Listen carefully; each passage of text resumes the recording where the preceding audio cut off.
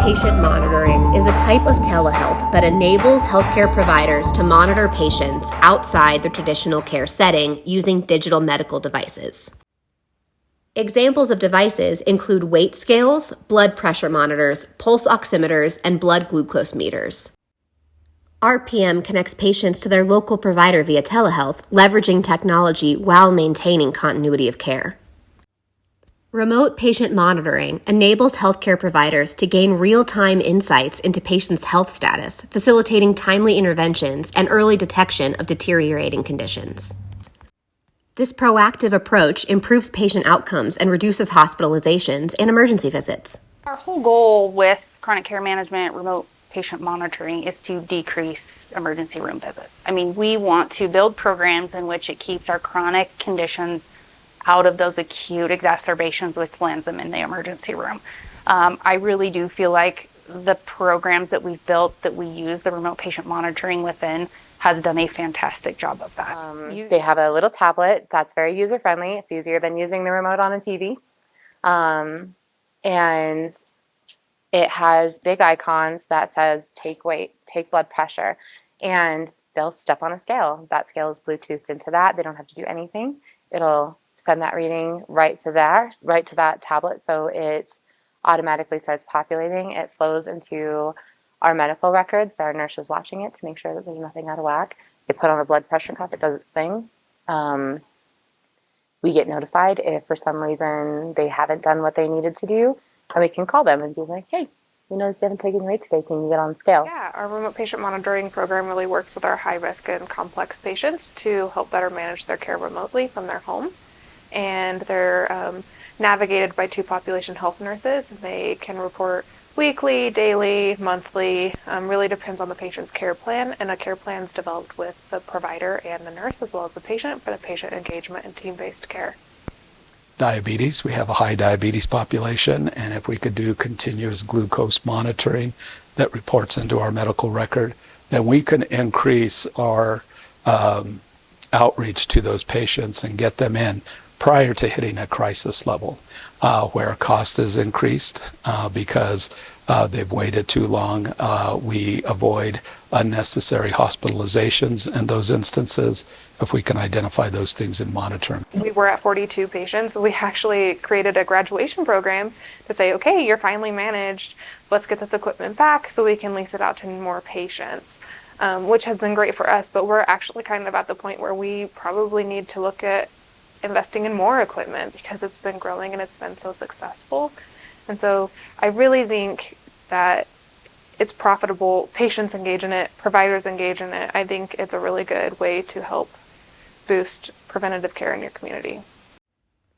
Robert Barlow has been a resident of Haxton, Colorado, dating back to the 1970s. He has type 2 diabetes. Mr. Barlow invited us into his home to talk about how the Holyoke Remote Patient Monitoring Program has benefited him and his health. He wears a continuous glucose monitoring device, which reports back to Tamara Laws, RN, the population health nurse at Melissa Memorial Hospital. How are you guys? Good, thank you. Beautiful morning. It's gorgeous. It definitely helped me, and it lowered my insulin intake really. So, and it lowered my A1C. It's nice to have somebody looking over your shoulder. You know, you think you can be in control, but sometimes you're not. Tamara has been a godsend to me. Yeah, well, we've had a lot of successful stories, but one that always sticks out that I like to talk about is we caught a heart attack in action. One of our patients was using our biometrics performance monitor, which does an EKG, and it told him he had an abnormal heart rhythm. So he called our population health nurse, and she was like, yes, you do. You need to go to the ER. And they were able to catch him having a heart attack during that time, which ultimately probably saved his life by being able to come in and getting care early. And we know early advanced care is best. Currently, Colorado Medicaid only reimburses home health providers for RPM services. SB24-168 would expand Medicaid coverage for RPM services to patients in healthcare settings across the state, reaching some of Colorado's most vulnerable patients. We have 2 of the highest populations in the state that are either Medicare or Medicaid. And when we are working on margins of less than 1%, and we take one of our traditional longest payers or largest payer sources and eliminate a reimbursement model, it just makes that margin much more difficult. And I think that HCPF needs to realize that if they don't sustain or help think about how organizations can financially sustain care, they're going to find themselves in a more dire predicament, because it's going to result in less care available to people because we're making cuts and reducing services to meet a margin that we can sustain over time. We obviously need to be reimbursed adequately for the services that we provide. Right now, our nurses, thankfully, Medicare pays for it, and we also have a good portion of our Medicare patients on it. But due to not being able to be reimbursed by Medicaid, we're not making any money. So all of that FTE and the work or supplies that we're utilizing on those patients really are not being reimbursed right now. But like I said, we're doing it for the benefit of the patient. We know that they need it, and we offer it to all patients in our facility regardless of their ability to pay. We have some of the most impoverished communities in the state in this area, and anything we can do to provide those people with every opportunity to get their health care, to have a healthy lifestyle, to be monitored, to not have emergent situations pop up. I mean, that's the best we can do for them, and we want to give them the best that we can. We have the equipment. We're working to bring it live, but the sustainability question is forever and right there, forefront of our mind. How are we going to make this happen long term? Younger people would make them live a longer and a better life if they could get something like this now and not cost so much. I really think that the legislature could do something to help us out a bunch. Multiple studies indicate RPM offers patients a clear return on investment over time, with an estimated range of $1,390 to upwards of $7,000 per individual, depending on the healthcare needs. This extends beyond initial healthcare savings to include money associated with transportation, time, and energy to visit a provider, prescriptions, laboratory, imaging costs, and hard and soft expenses if a hospital stay or emergency department visit is required. Remote patient monitoring has shown to reduce hospitalizations and the duration of those hospitalizations, especially readmissions within 30 days. And they also reduce the number of ED visits, and those are incredibly expensive episodes of care that Medicaid is already paying for. Do we want them to be healthy and maintain their health, or do we want them to do sick care? To me, it's not a hard question. It's how do we make the answers and the reimbursement fit what you want to do? That patient who could have been on a monitor, we could have seen that a critical event was coming because we have the data to see, oh, this patient, this congestive heart failure patient is all of a sudden gaining a lot of weight in a 24-hour period. We could have intervened before it turned into an emergency.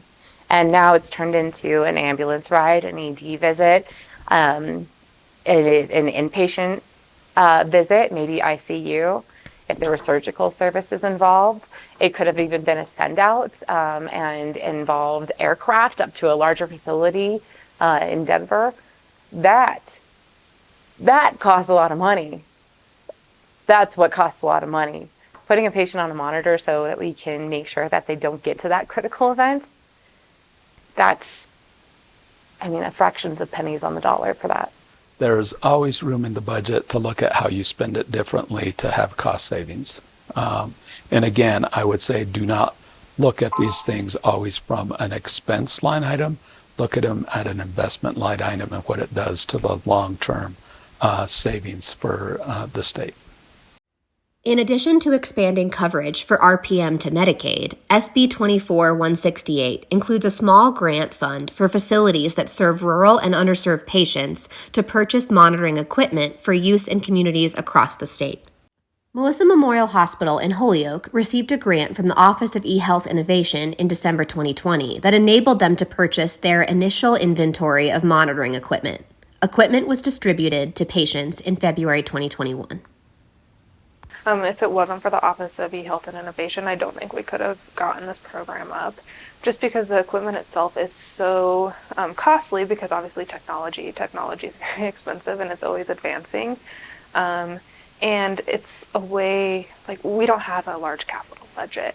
And being able to have that capital support to purchase the equipment was huge for us. Obviously not being able to be reimbursed by Medicaid either, we're not able to do like a leased agreement for equipment with a RPM program. So we had to buy all of the equipment ourselves to integrate with our EHR so that we knew we had ownership and we could afford those devices instead of having to pay a costly monthly expense for the services. Passage of SB24-168 is vital to the establishment and sustainability of life-saving remote patient monitoring programs across Colorado.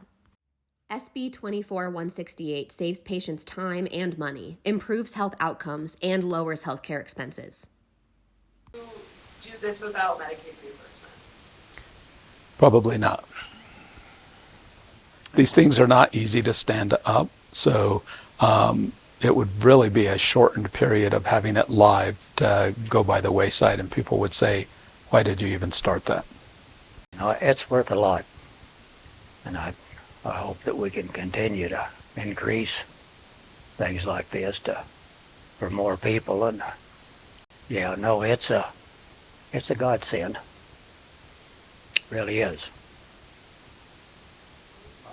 I don't see a lot of downsides for doing this, and I think that the thought process is always, is it a cost or is it an investment? And I would see this an investment in reducing the overall cost of care and improving care outcomes for our patients in the long run.